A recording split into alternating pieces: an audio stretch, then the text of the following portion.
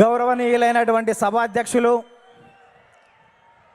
జాతీయ తెలుగుదేశం పార్టీ అధ్యక్షులు, భారత రాజకీయ ధృవతార మన ప్రియతమ నేత నారా చంద్రబాబు నాయుడు గారికి నిందలు, అపనిందలు, దాడులు, ఎదురుదాడుల మధ్య ఎదిగి యువగలమై నవగలమై జనబలంతో సాగుతున్న మన నేత, యువనేత నారా లోకేష్ గారికి, వేదికపై ఉన్నటువంటి అతిరథ మహారథులకు, సభా ప్రాంగణంలో ఉన్నటువంటి అతిథులకు, గ్రామాల నుంచి, గడపల నుంచి, తండాల నుంచి, తాలూకాల నుంచి, హైవేల నుంచి, బైపాసుల నుంచి, వివిధ రాష్ట్రాల నుంచి, వివిధ దేశాల నుంచి పసుపు జెండాలతో పయనమై వచ్చినటువంటి తెలుగుదేశం పార్టీ కుటుంబ సభ్యులకు, పత్రికా విలేకరులకు, మీడియా ప్రతినిధులకు, సోషల్ మీడియా సోదరులకు నమస్కారాలు. అందుకనే చెట్టు మీద కూర్చున్నటువంటి పక్షి కొమ్మ బలాన్ని నమ్ముకోదు, రెక్కల బలాన్ని నమ్ముకుంటుంది. తెలుగుదేశం పార్టీ కార్యకర్తల బలాన్ని, బలగాన్ని నమ్ముకుంటుంది. కాబట్టి కార్యకర్తలే ఈ పార్టీకి ఇంధనం. అందుకే మీకు నా తొలివందనం అని ఈ సందర్భంగా గుర్తు చేస్తున్నాను. అద్భుతమైనటువంటి వాతావరణం ఇది. మొన్నటి వరకు ఒక రకంగా ఉండే, మా కాడ ముక్కోడు పోయిండు, మీ కాడ తిక్కోడు పోయిండు. ఇవాళ ముక్కాయనేమో లిఫ్ట్ ఇరిగేషన్, తిక్కాయనేమో ఆత్మలతోటి మాట్లాడేటువంటి పరిస్థితి ఏర్పడ్డది. ఈ సమయంలో జనం కోసం, జాతి కోసం, పేదల కోసం, బీదల కోసం మహానాడు ఏర్పాటు చేసుకొని అధికారంలో ఉంటే ప్రజలకు చేయవలసిన దాని గురించి, ప్రతిపక్షంలో ఉంటే ప్రజా సమస్యల మీద మాట్లాడేటువంటి ఈ మహానాడు వేదికపై, ఈ మహత్తరమైన వేదికపై తెలుగు జాతి విశ్వఖ్యాతి అనేటువంటి అంశం మీద ఈ తీర్మానాన్ని బలపరిచే అవకాశం ఇచ్చిన బాబు గారికి ధన్యవాదాలు.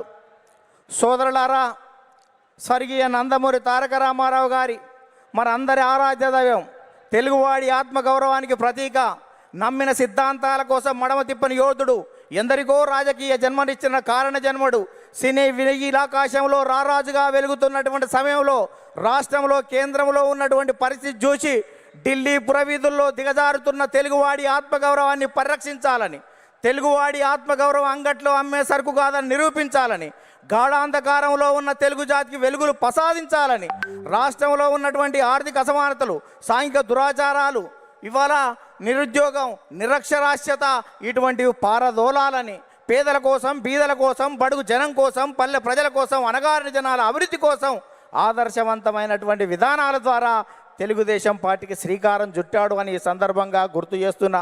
అందుకనే తెలుగుదేశం పార్టీ ఆవిర్భావం తర్వాత రాష్ట్ర రాజకీయాల్లో పెను సంచలనం చంపింది. 9 నెలల్లోనే ఇవాళ అధికారంలోకి వచ్చినటువంటి చరిత్ర మనది.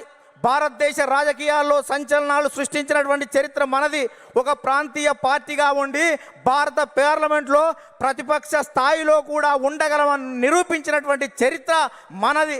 భారత ప్రధానమంత్రులు, రాష్ట్రపతుల ఎన్నికలో కూడా ప్రధానమైన భూమిక పోషించినటువంటి చరిత్ర తెలుగుదేశం పార్టీ. అందుకనే తెలుగుదేశం పార్టీ ఆవిర్భావం తర్వాత గ్రామాలకు మౌలిక సౌకర్యాలు అందాయి, ప్రజలకు సంక్షేమ ఫలాలు అందాయి, ప్రజలకు రాజకీయ చైతన్యం వచ్చింది, బలహీన వర్గాలకు రాజకీయ జీవితం వచ్చింది అని ఈ సందర్భంగా గుర్తు చేస్తున్నా. సామాజిక మార్పులకు స్వాగతం పలికాం, ఆర్థిక అభివృద్ధికి అందలం వేశాం, నిమ్న జాతుల ఉద్ధరణ కోసం, బడుగు జనోద్ధరణ కోసం బాటలు వేశాము అని సందర్భంగా గుర్తు చేస్తున్నాను. అందుకనే సోదరులారా, బడుగు జనోద్ధరణ కోసం బాటలు వేశాం. అందుకనే గతంలో రాజకీయాలు భూస్వాములు, ఆసాములు, జమీందారులు, జాగీర్దారులు, దేశ్ముఖులు, దేశపాండేల కబంధ హస్తాలలో ఉన్నటువంటి రాజకీయాన్ని గరీబోళ్ళ ముంద ఉంచినటువంటి చరిత్ర తెలుగుదేశం పార్టీది. కమ్మరి, కుమ్మరి, జాగలి, మంగలి, ఎరకలి, మాల, మాదిగ, వడ్డెర, బలిజ, లంబాడ, కోయ, ముదిరాజ, పెరిక, మేరు, కాపు, వైశ్య, యాదవ, నేత, గీత, కార్మిక, కర్షక, బడుగు బలహీన వర్గాల బిడ్డల చేతులకు ఈ రాజకీయ అవకాశాన్ని తీసుకొచ్చినటువంటి చరిత్ర తెలుగుదేశం పార్టీదని ఈ సందర్భంగా గుర్తు చేస్తున్నా. అందుకనే స్వర్గీయ నందమూరి తారక రామారావు గారు 2 రూపాయల కిలో బియ్యం పెట్టాడు. ఆ రోజు ఉన్నటువంటి తినేవాడికి తిండి, ఉండడానికి ఇల్లు, కట్టుకోవడానికి బట్టలు ఉండాలని 2 రూపాయల కిలో బియ్యం పెడితే 30 సంవత్సరాల క్రితం, 40 సంవత్సరాల క్రితం తెలుగుదేశం పార్టీ పెడితే ఈ దేశంలో ఆహార భద్రతా చట్టం మనం పెట్టిన దానికి 20 సంవత్సరాల తర్వాత ఆహార భద్రత చట్టం వచ్చింది. అంటే తెలుగుదేశం పార్టీ ఒక నిర్ణయం చేస్తే ఈ దేశం వివిధ రాష్ట్రాలు 20 సంవత్సరాల తర్వాత ముందు చూపుతోటి చేస్తున్నటువంటి పరిస్థితి ఉంది. మనం మహిళలకు ఆస్తి హక్కు 30 సంవత్సరాల క్రితం ఇస్తే భారత పార్లమెంటులో మనం నిబంధన పెట్టిన తర్వాత 15-20 సంవత్సరాల తర్వాత కూడా భారత పార్లమెంట్లో పెట్టేటువంటి పరిస్థితి ఉంది. అందుకనే ఈ దేశంలో ప్రతి చట్టం కూడా తెలుగుదేశం పార్టీ ముందు చూపుతోటి విజన్ 20 తోటి ముందుకు పోతున్నటువంటి పరిస్థితి ఉంది. అందుకనే స్వర్గీయ నందమూరి తారక రామారావు గారు తర్వాత మన ప్రియతమ నేత నారా చంద్రబాబు నాయుడు గారు అధికారంలోకి వచ్చిన తర్వాత రామన్న రూపుదిద్దినటువంటి ఈ పార్టీని చంద్రన్న తీర్చిదిద్దాడు.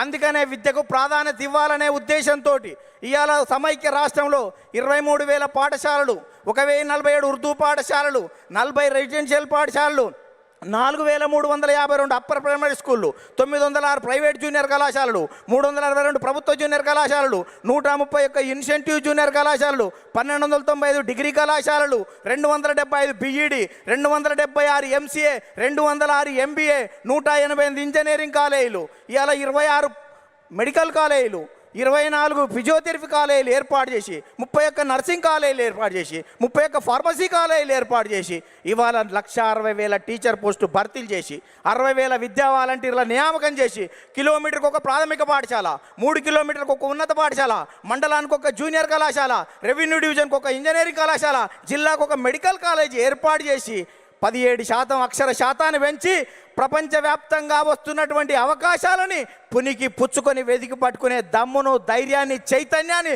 స్ఫూర్తి ఇచ్చినటువంటి చరిత్ర మన నారా చంద్రబాబు నాయుడు గారు తన ఈ సందర్భంగా గుర్తు చేస్తున్నా. అందుకనే యువత నేడు నారా అంటే రా అని పిలుస్తున్నటువంటి తరుణం ఆసన్నమైంది అని ఈ సందర్భంగా గుర్తు చేస్తున్నా. చంద్రబాబు నాయుడు గారు ఐటీ తేవడం వల్ల ఇన్ఫోసిస్ వచ్చింది, ఐఆర్డిఏ వచ్చింది, ట్రిపుల్ వచ్చింది, ఐఎస్బి వచ్చింది, ఐసిఐ వచ్చింది, నల్సార్ వచ్చింది, నేషనల్ ఇన్స్టిట్యూట్ ఆఫ్ కన్స్ట్రక్షన్ వచ్చింది, ఇటువంటి జినోమ్ వ్యాలీ వచ్చింది, ఔటర్ రింగ్ రోడ్ అంకురార్పణ చేశాం, ఇవాళ ఇంటర్నేషనల్ స్టేడియాలు కట్టాం, ఇంటర్నేషనల్ స్టేడియాలు, ఎయిర్పోర్ట్లు నిర్మాణం చేశాం. ఇవాళ హైదరాబాద్లో అనేక రకాలైనటువంటి అభివృద్ధితోటి ప్రపంచవ్యాప్తంగా ఉన్నటువంటి కంపెనీలు ఇవాళ హైదరాబాద్కు వచ్చాయి, తెలుగు రాష్ట్రాలకు వచ్చాయని ఈ సందర్భంగా గుర్తు చేస్తున్నా. తెలుగుదేశం పార్టీ ప్రపంచవ్యాప్తంగా ఉన్నటువంటి తెలుగు వాళ్ళ కోసమే పనిచేస్తుంది అని ఈ సందర్భంగా గుర్తు చేస్తున్నాను. తెలుగు రాష్ట్రాల అభివృద్ధికి అడుగులు నేర్పినటువంటి చరిత్ర తెలుగుదేశం పార్టీది. తెలుగు రాష్ట్రాలలో ప్రగతిని పరుగులు తీయించినటువంటి చరిత్ర ఇవాళ తెలుగుదేశం పార్టీది అని సందర్భంగా గుర్తు చేస్తున్నాను. అందుకనే సోదరులారా, ఇవాళ ప్రపంచవ్యాప్తంగా నారా చంద్రబాబు నాయుడు గారి మీద ఉన్నటువంటి మమకారంతో ఇవాళ చంద్రబాబు నాయుడు గారు అనుక్షణం, ప్రతిరోజు, ప్రతి గంట, ప్రతి నిమిషం, ప్రతి క్షణం ప్రపంచవ్యాప్తంగా వచ్చినటువంటి మార్పులను గ్రహిస్తూ మనని చైతన్యం చేస్తూ ఆ వైపు మనల్ని తీర్చిదిద్దు తెలుగు జాతిని మహోన్నత జాతిగా తీర్చిదిద్దేటువంటి దానికి శ్రీకారం చుట్టాడు అని సందర్భంగా గుర్తు చేస్తున్నా. అందుకనే తెలుగుదేశం పార్టీ 20 సంవత్సరాల క్రితం చంద్రబాబు నాయుడు గారు జినోమ్ వ్యాలీ పెడితే కోవిడ్ టైంలో వ్యాక్సిన్ జినోమ్ వ్యాలీ నుంచి వచ్చి భారతదేశం మొత్తం ఇవాళ గర్వించదగ్గటువంటి వ్యాక్సిన్ 20 సంవత్సరాల క్రితం చంద్రబాబు నాయుడు గారు పెట్టిన జినోమ్ వ్యాలీలో తయారయ్యింది అంటే దేశం మొత్తం కూడా చంద్రబాబు నాయుడు గారికి ధన్యవాదాలు చెప్పవలసినటువంటి అవసరం ఉంది అని సందర్భంగా గుర్తు చేస్తున్నాను. అందుకనే అనేక మంది నేతలు రాజకీయంగా ఎన్ని విమర్శలు చేసినా మాన్యశ్రీ ప్రధానమంత్రి సైతం చంద్రబాబు నాయుడు గారి గురించి అనేక విషయాలు చెప్పారు. ముందు చూపుతో ఉన్నటువంటి అతని నాయకత్వాన్ని నేను అనుక్షణం చూస్తూ ఉంటానని చెప్పాడు. 20 సంవత్సరాల క్రితం చంద్రబాబు నాయుడు గారు టూరిజం గురించి చెప్తే ఎగతాళి చేసినటువంటి కమ్యూనిస్టులు మొన్న మా తెలంగాణ అసెంబ్లీలోనే టూరిజం అంటే మేము అపార్థం చేసుకున్నాం, అది అద్భుతం అని చెప్పినటువంటి పరిస్థితి చూసాం. అందుకనే ఇవాళటువంటి తెలంగాణలో ఉన్నటువంటి కొన్ని శక్తులు మనం నిత్యం వ్యతిరేకించే వాళ్ళు అనేక సందర్భాల్లో కూడా మనం చేసినటువంటి చంద్రబాబు నాయుడు గారి జినోమ్ వ్యాలీ గురించి కానీ ఆర్థిక అభివృద్ధిని ఏ రకంగా ముందుకు తీసుకువెళ్ళాడనేటువంటి విషయం ఒప్పుకున్నటువంటి ఉంది.